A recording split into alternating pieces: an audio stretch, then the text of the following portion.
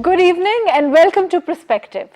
Women murdered over loss of honor for divorce, as with Samia Sarwar, marrying for love, Salma Bibi, posting videos on the internet, Kandil Baloch. For one reason or the other, honor killings remains sadly one of the saddest facts of our country. When the new legislation claims to deal with honor killings and claims to make a dent in this prevalent crime today. I have with me Barrister Masroor Shah, Rakshanda Parveen, and Yasir Latif Hamdani. Barrister Saab, thank you for giving us your time. Rakshanda is a gender expert and Yasir is another lawyer with us. Today we'll be talking about whether this piece of legislation actually makes a difference to the kind of situation that we have today, the kind of prevalent honor killings that we have seen. The recent spate particularly is also quite catastrophic. Barrister Saab, to start off with you, do you think that this piece of legislation will make a difference? Well, definitely it has introduced some positive aspects and attempted to undo some lacunas that were hitherto hindering the process of successful prosecution in cases of honor killing and rape. But overall, I think it is just a cosmetic measure, or I would say old wine in new bottle. And it cannot yield the contemplated results which are contemplated by the legislators. And I have my reasons for that. Right, and I will come back to you, and you can, I would like you to explain what your reasons are. Rakshanda, you've probably had, as a gender expert, you've probably had a chance to look at this from a different perspective than perhaps the lawyer side of it. What do you say? There is, I mean, on the one side we have legislation, and which we will talk about in detail, what kind of things it aims to do and where it succeeds, where it aims, and we feel that other things might need to be done. But as far as the social aspect of it is concerned, what do you think? Do you think that changes like this, how far will they go? We do need a law. We do need a law that protects women. That we do need laws that protect not only women but all disadvantaged communities in Pakistan, all poor people in Pakistan. And so this is not something that we should not feel happy about it. But how much happy should we feel about it? Because some feminists, they are saying that we should celebrate, and some are not saying anything. And I'm somewhere in the middle because I have been always an advocate of pro-women legislation. But what is more important is a perfect legislation. I know I'm sitting among lawyers and there might not be anything like perfect legislation, but by perfect I mean that guarantees the rights that are, that are already there.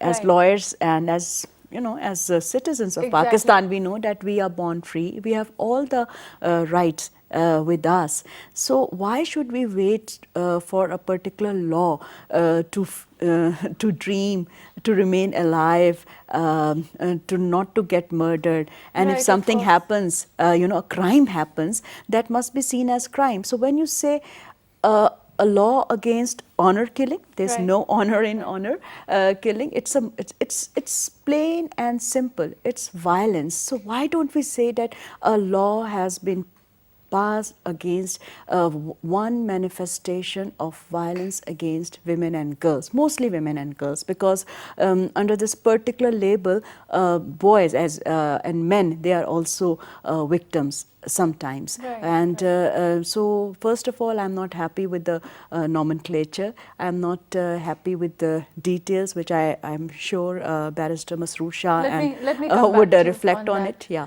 Yasir, the right says it's gone too far, whereas the left says that, it's not gone far enough. What do you think?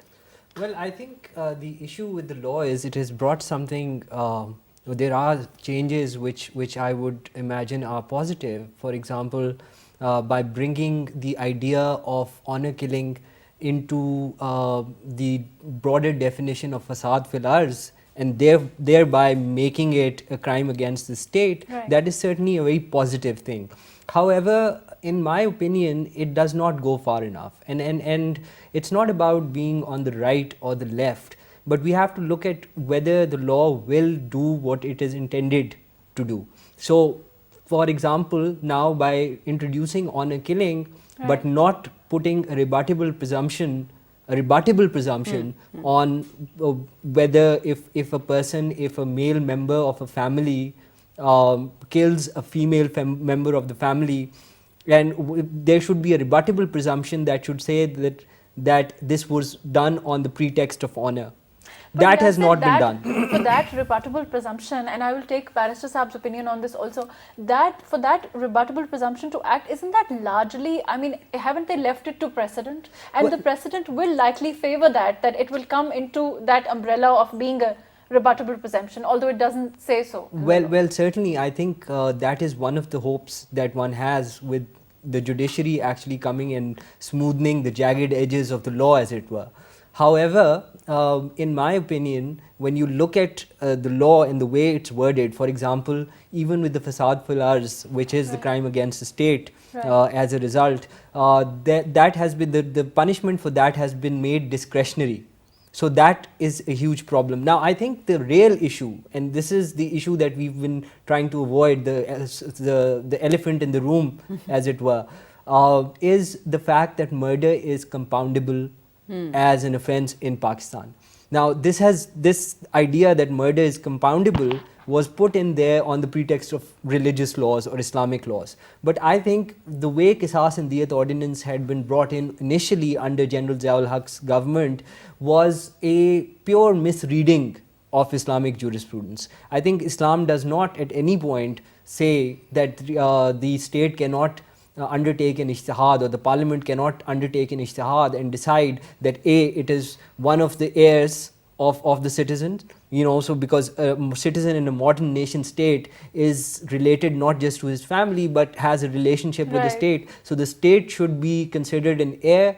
Fasad fil arz, all murders should be considered fasad fil arz. Now, we all know the Holy Quran says that if you kill one innocent, you kill all of humanity. Right. Now, given that situation, is it not legitimate to ask for an ijtihad saying that all murders should be considered in this day and age to be fasad fil arz? So that's number two. And third was obviously the issue of the rebuttable presumption. If it had been made clearer and it had been put there, because you see, the issue would be when prosecution happens. Now, what you're going to have is a situation where the prosecutor who's come in and there is no confession by the person who's perpetrated such a violent act, the prosecutor would have to then prove that there was something in the conduct of the late victim which amounted to or which outraged the feeling of honor and made the person or the offender commit a murder in the name of honor or on the pretext of honor. Right. So I think that would be a very painful exercise, and if that can somehow be avoided, I hope, as you say, that this could be avoided through precedent. I hope that is the case, but I fear that that might not. Coming to you, that we've been talking about how this law, the fact that the presumption that a killing where a woman is involved, the presumption would be that it is related to honor, and then it would be rebutted by the other.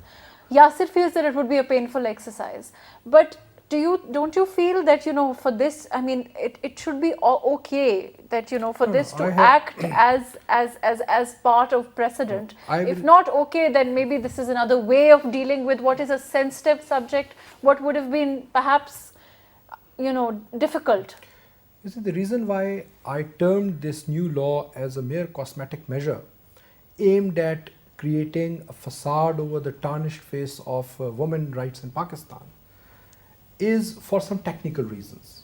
And I would very humbly differ with Yasir on the issue that the entire building, entire structure of this law, right, which includes the enhanced punishments, which includes the non-compoundability of the offence, is based on the foundation of the word honor killing. And the very term has not been defined in the law. Now, who would determine what amounts to honor and what is not an honor killing? So it means that it is left to the discretion of the accused. Say if a person is arrested for murdering his wife or sister, if he takes the plea that just because he didn't like the taste of the curry that she prepared, I killed her, that would take it outside the ambit of honor. And he would then be tried under ordinary qatl-e-amd, where all the other facilities and the concessions that are enjoyed, including the right to compound the offence by the legal heirs, would have to be given to him. But wouldn't the rebuttable presumption then come into play? No, but the thing is that first, you see, rebuttable presumption would only have some efficaciousness if there is a definition that what amounts to. There should be a pigeonhole there. No, you see, just from honor killing, you see, the thing is that we are talking about law. Like, for example, we talked about, yes, I agree with you that from a lawyer's point of view, perspective, from the there should be a definition. Then the explanation that is given. But just let me stop you for 1 second. Just from the perspective of somebody, from the perspective of maybe rural or even urban, because as I understand, it is quite common phenomena as much in the urban, the crime of honor killing, so to speak. But you know, in this kind of a scenario, isn't it quite obvious when these crimes happen, practically speaking? No, I agree with the law, the courts, aspect. when it comes to the courts and it comes to prosecution, obviousness and general knowledge and what is commonly understood by the people would not be that effective vis-a-vis where a definition is given. Right. I mean, because the proponents of this law, that's a major lacuna. Right. The proponents of this law, they were propagating that, well, it is left to the investigation officer, it is left to the police, and he will dig out whether it is a case of honor or not. But if he has not been given a yardstick by the law against which to judge the conduct of the accused, how would he determine whether something amounts to honor killing or not? 1. Point 2.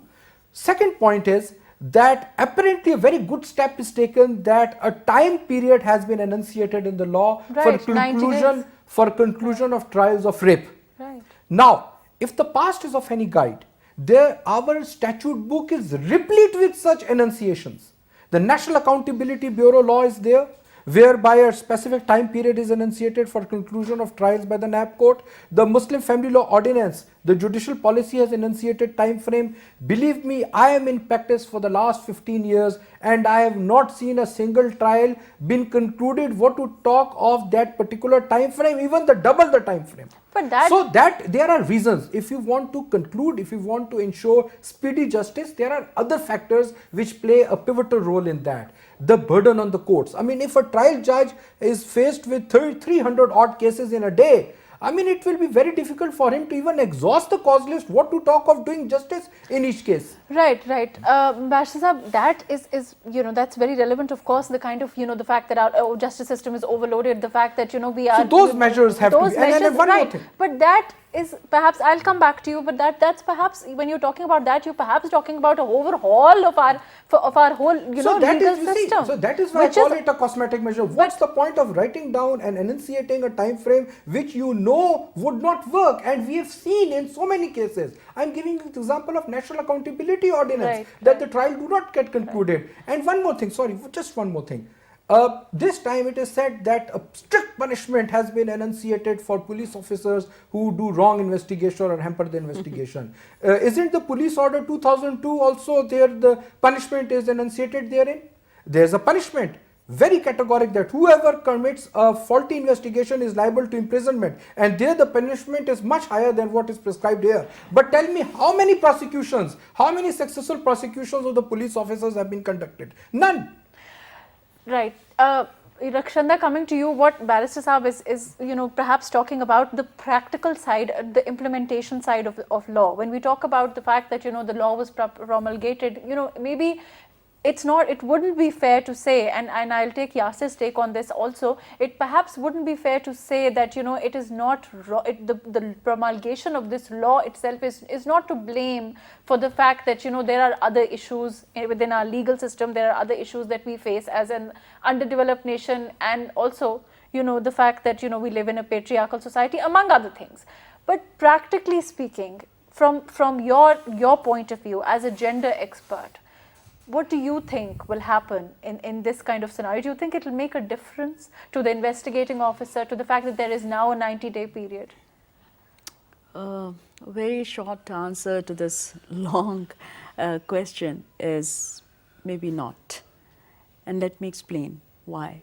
And I'm speaking not in my capacity as a gender expert, but as a Pakistani non-elite woman and activist who has been to difficult areas, who has been in difficult situations, and I know exactly how things work in Pakistan and nearly all patriarchal and developing countries and patriarchal societies. Again, I would like to underscore the relevance and significance of having a pro-woman legislation. No two opinion about it. And let us make it more clear that this happened within Punjab Assembly, and Punjab is only one province, the biggest province of Pakistan. So we should look at the entire country, the degree and magnitude of patriarchy and the manifestations of patriarchal consensus. So without repeating what legal experts have already said about this law, and we can see that there are no agreements. So imagine that what will happen in a courtroom. So this one needs to understand, because this problem is very big and it is deep rooted, in our feudal system. Right. It is, well, I don't know whether I should be saying it. It has been sanctioned by laws. It has been endorsed by the society. And even among the liberals and progressives, exceptions are there. Right. There is, I have felt, I may be wrong in my observation and experience and feelings, there is reluctance in accepting that when a woman is murdered in the name of honor, one should say forcibly it's wrong. Right. People always say, but that woman was doing this, that, this is not acceptable. But the mindset of society cannot be changed with one law. So we need more measures, more coordinated strategies, more coordinated actions. Media is a very important stakeholder. But at the same time, what is the responsibility of legislators? And I'm not here to criticize our legislators, but they should look when they take up any issue, whether it's a private bill or it is through a certain party, either in the treasury bench or in the ruling party, with the empathy lens. And I'm sorry, I should not be apologetic, that very few can empathize with real issues of an ordinary Pakistani woman. So, the issue is much larger than what are the strengths and what are the weaknesses of law. Again, Pakistan is moving forward. That is something. That is something. Yeah, that is something that we should mention. We should feel good about it. But cosmetic measures, won't help us. Sometimes, you need surgeries, and that is also required. That is by the skilled ones. So, lot can be done. And there are progressive and liberal elements and who can do this. So it's like that as I said, that as a stakeholder, I'm expecting more, because I think that they can do it. Right, they can do it. Definitely. Rakshanda is expecting more, and I think that's a very legitimate expectation. You know, we should all expect more. But Yasir, the fact that there is, like Barrister Saab was earlier saying, the fact that there is now a 90-day period, and he's saying that, you know, other laws have that also. How effective do you think it'll be? That would depend on the enforcement, of course. Absolutely, and I think the most important thing, and this is a universal test for any law, is that a law is only as good as the judiciary that implements it. Right.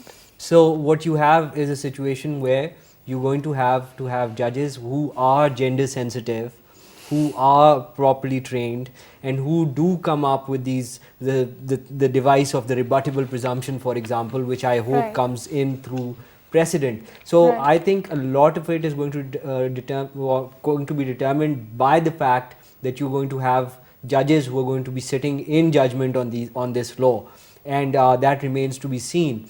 In terms of it being passed by the Punjab Assembly, I think it has been passed by the Parliament, Right. not the Punjab Assembly. Right, it's been passed So that was the other sort of thing. Yes. And there are good things as well. I mean, that's what I started with. The good things, I think the best thing that this law has done is that it has changed the law of evidence, whereby in cases of rape, Yes, that's it what I was the want to talk right about. of the accused to question the past character of the Right. prosecutrix of the victim. So I have seen so many rape cases Right.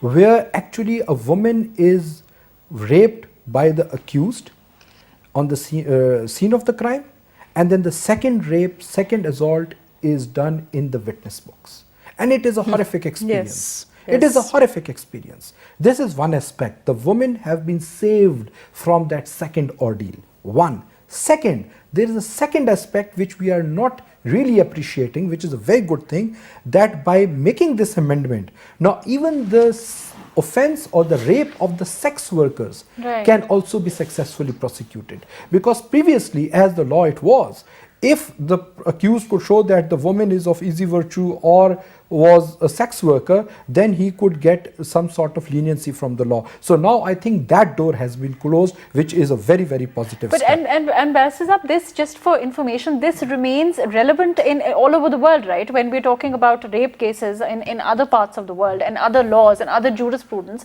this remains relevant, the past character of the accused, the complainant, for example. You see, the past content not for the purposes of Of rape relevance, cases. for example. It could be relevant, but for other issues. Right. Actually, in other countries, for example, in UK, a sexual interaction with consent of the two consenting adults Right. is not a criminal offence. Right. But here it Right, is. there are, of So course, we there have are to Islamic look laws at different. this from the Pakistani jurisprudence Right. rather than from the lens of the British or the US laws. Right. The other good things are that, of course, stricter punishments are enunciated in this law, and the procedurals.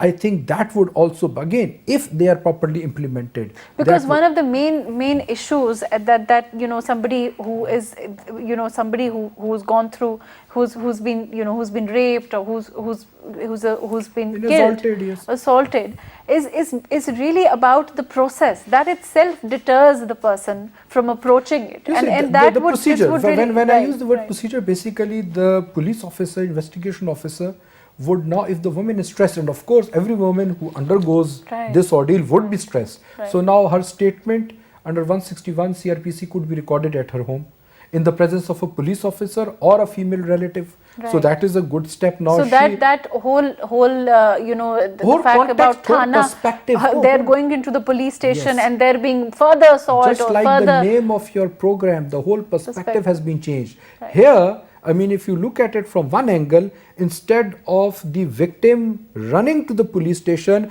the law will come to her rescue at her residence and provide her justice. Right. So these are the good Yeah. things that I've noticed. I Rakshanda, say, yeah, will this access just, to justice is, just that let should me- be I will highlighted, let yeah. me, and Yeah. then you can go on to explain. I want to ask you that, like Barrister Saab was saying about, perception, and we were talking about earlier how the perception in our society is very important, and we have laws to protect the rights of women, of other, you know, like transgenders, for example. But it's more important that there should be a society, there should, as a society, we should be more sensitive to it. We should be sensitive to the fact that these people, we need to protect these rights. We need to change that bias or that that kind of attitude that makes us feel that, you know, these women should be given this, you know, okay, you know, they should be given rights. Of course they should be given rights. They're part of society. We're all part, you know, women are part of society, so that should be natural to them. We were talking about that. Do you think that we're moving towards it with this kind of a step? Yes, we are moving towards it, but again, I would just want to clarify, Right. because nothing wrong or should be aired from Right. this forum.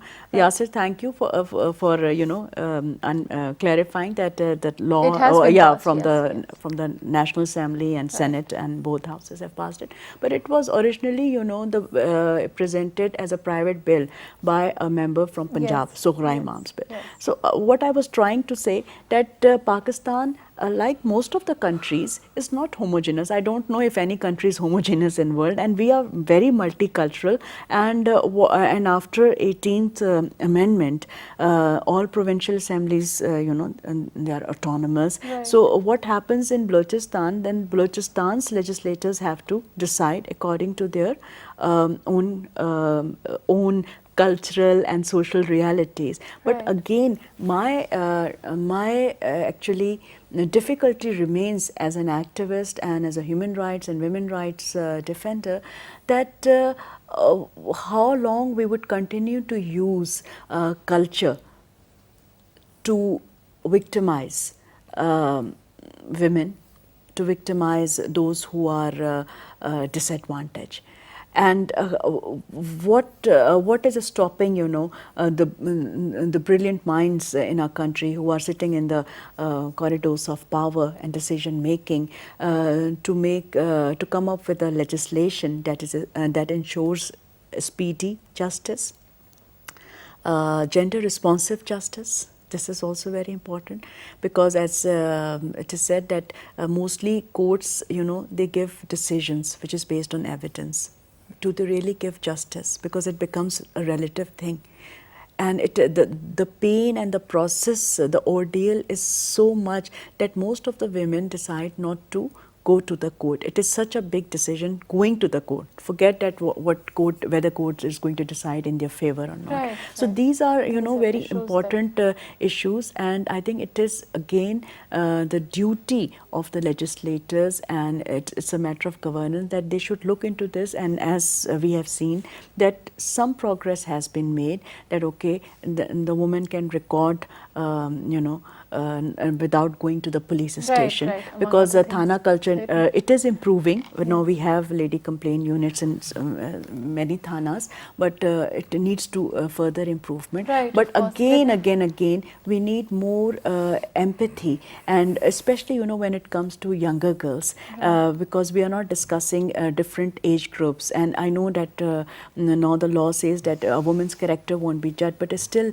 certain marital statuses, But Rakshanda, they when we raises talk more about- biases, and you're talking This about is a continuation of your own, what you just said. You know, you said that we need more empathy.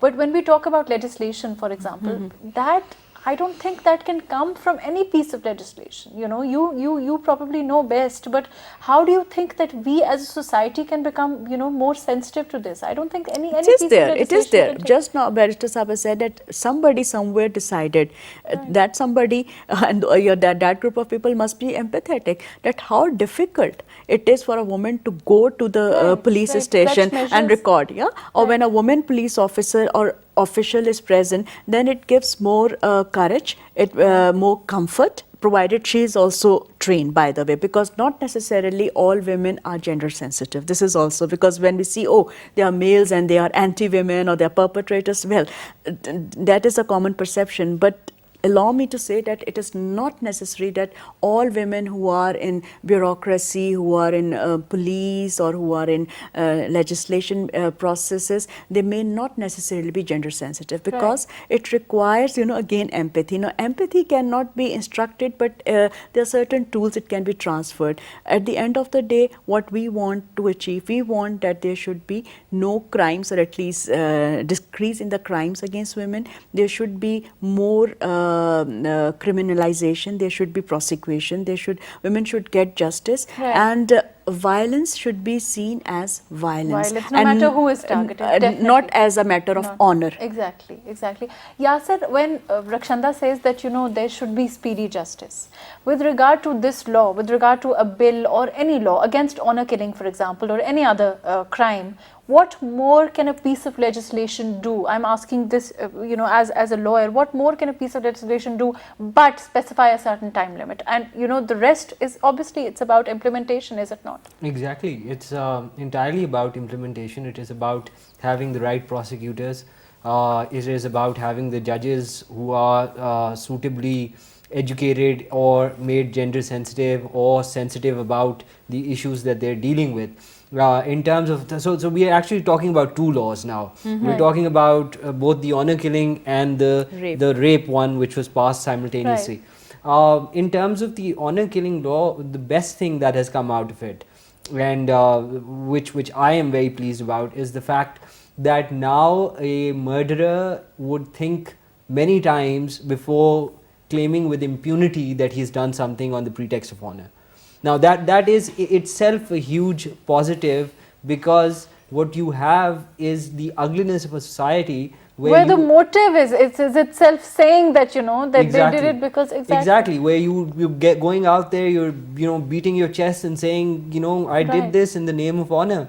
And I frankly think that is the real positive. I am hopeful that judges, if they implement it right, and the may that is there in 311 of the PPC, the discretion that has been given to the judges in terms of implementing punishment for fasad filars, and then especially in cases of murders where they have been committed on the pretext of honor, if that discretion goes away, or that discretion becomes not necessarily goes away, but becomes a shall, or is read as a shall, then I think this would be a very positive piece of legislation.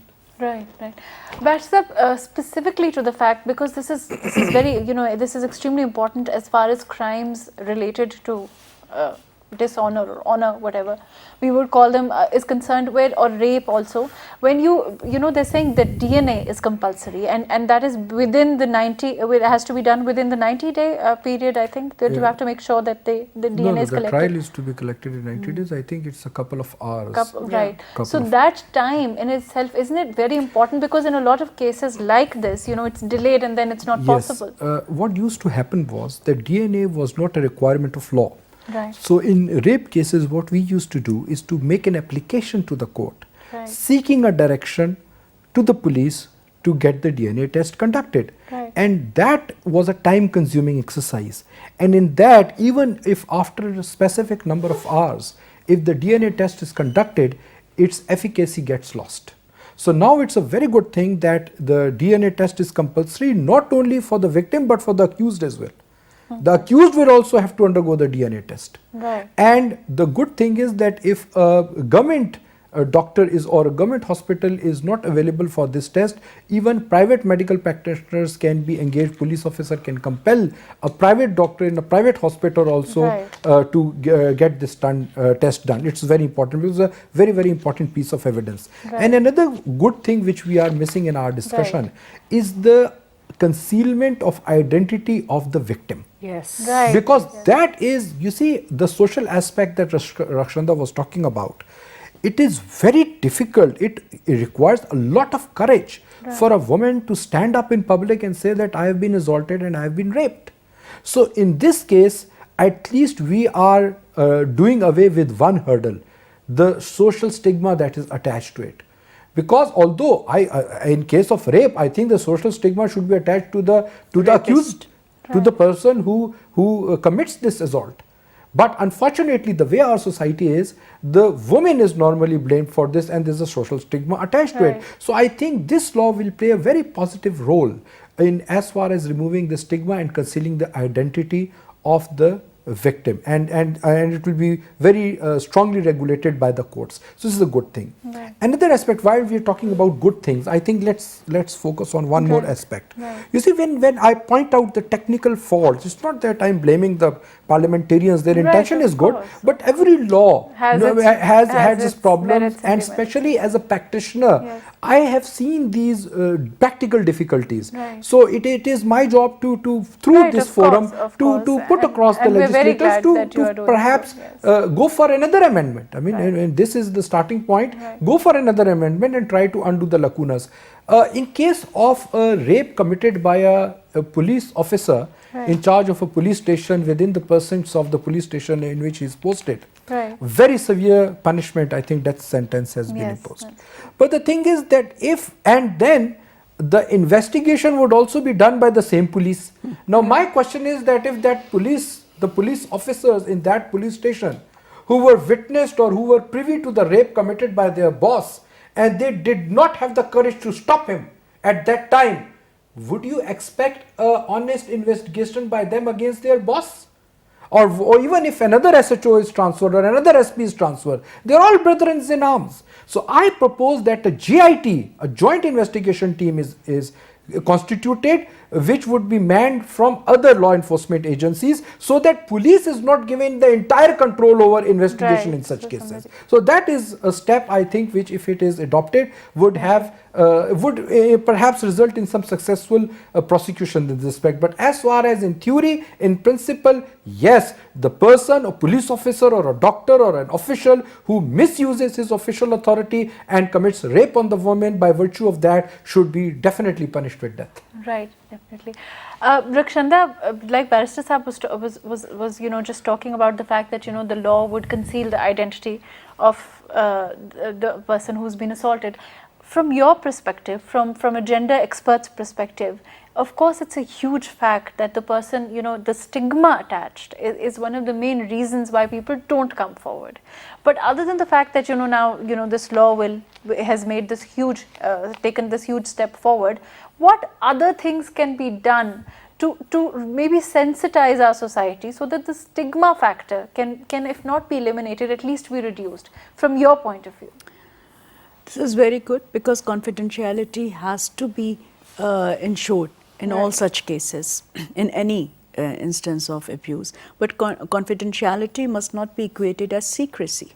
So that's how stigma can be diluted, that rape and many other forms of violence against women and girls, rape including incest, happens in our society, whether we like it or not. So acceptance, because you cannot offer any help, any remedy without identifying the illnesses, without identifying what is not good, what is wrong, and then if you don't diagnose it correctly, you cannot offer remedy. So this is very important, because more or less, most of the times we try or consciously, maybe unconsciously, to remain in a state of denial. No, such things do not happen in our society. This happens in West, or if it comes in Pakistan, so it doesn't happen in my village, in my town, in my tribe, in my khandan, in my kind of family. That happens in a certain socioeconomic strata in that area. No, let's accept it that violence against women and girls, abuses, injustices happens in all societies. They have different names, they have different manifestations.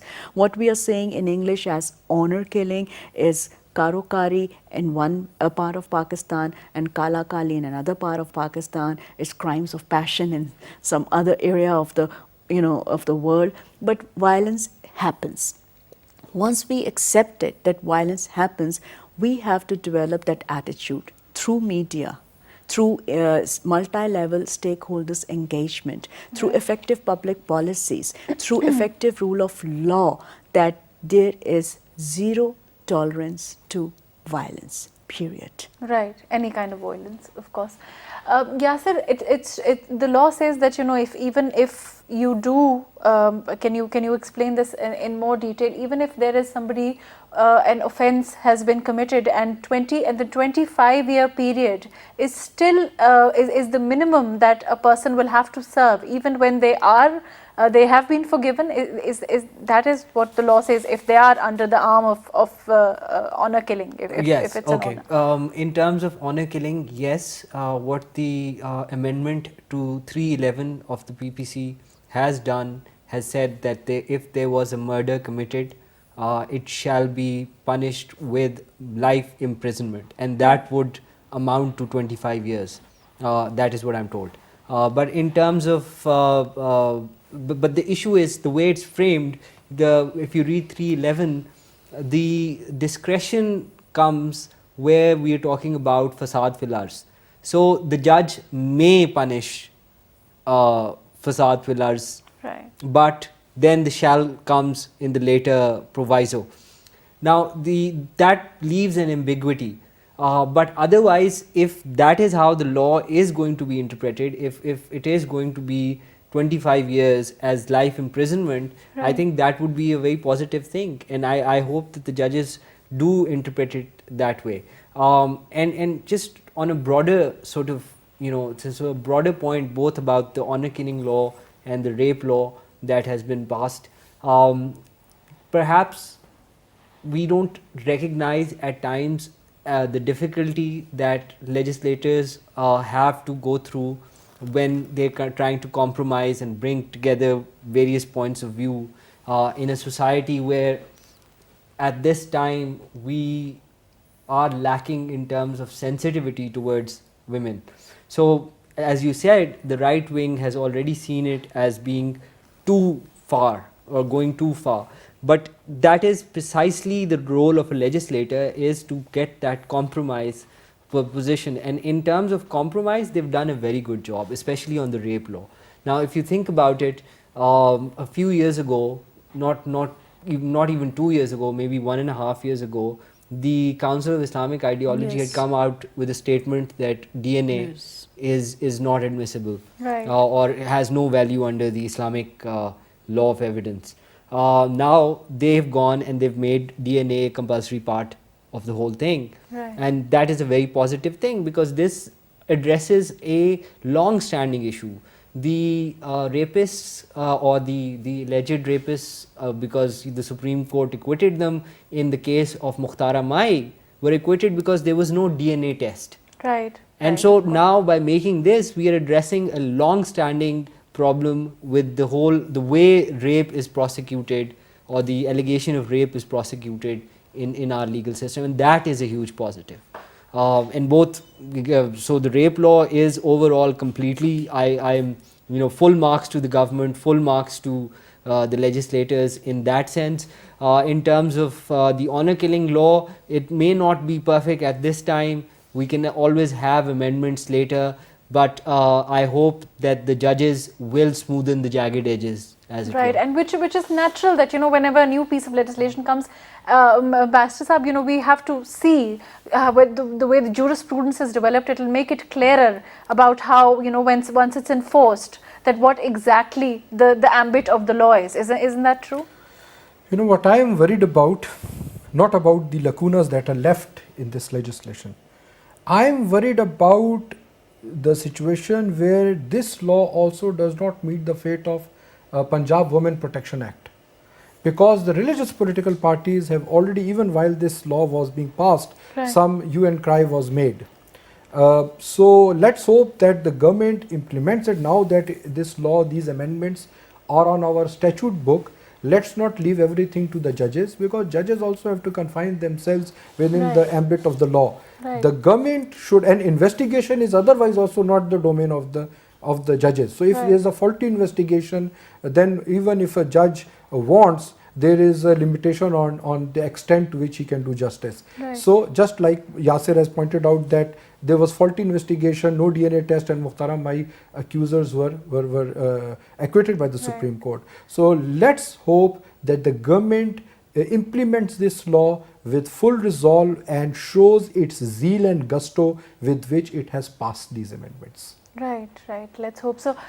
Rakshanda, yes, it's a huge, I think we've all agreed, by and large, we all agree that it's a huge step forward.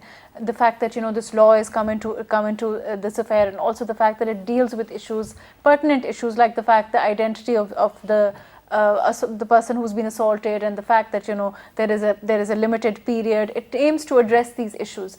From a societal point of view, do you think it will make a difference in the perception of people? Do you think that it will act as maybe a stepping stone for people to feel that maybe this is a society where the legislators have taken this huge step, and maybe we are getting more sensitive to it? A standalone law cannot. It has to be complemented by different measures from different segments of the society, from different stakeholders, media being the foremost stakeholders, right. education system Right. and education sector being another stakeholder, full involvement, active participation of youth, because they need to be educated. Right. I teach at different universities, and my students ask about these loopholes in anti-honor killing and anti-rape laws, and sometimes you get puzzled, and there is a need of ijtihad. They want to know that what is the perspective of religion, Right, of Islam right. and other faiths. Right. So a lot needs to be done, but it's a good beginning. Right. But let's not be contented. Right, definitely more needs yeah. to be done. Unfortunately, that's all the time that we have. Thank you for giving me your valuable time.